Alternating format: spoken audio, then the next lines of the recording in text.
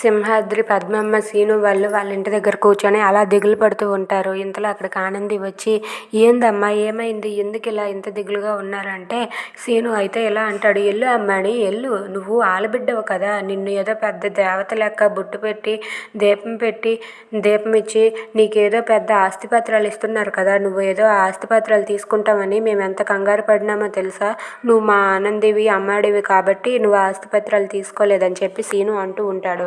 ఇదంతా వింటున్న ఆనంది అయితే, ఏంటి సీను అలా అంటారు, వాళ్ళకి చేసిన మంచికి వాళ్ళు నాకు కృతజ్ఞతగా బహుమతి ఇవ్వాలనుకున్నారు, అందులో తప్పేముంది అని చెప్పి ఆనంది అంటూ ఉంటుంది.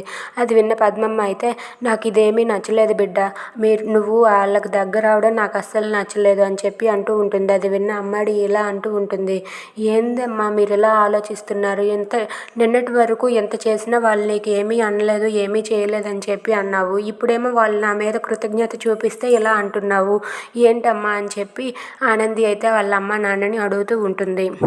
Thanks for watching friends. Please subscribe our channel. Thank you.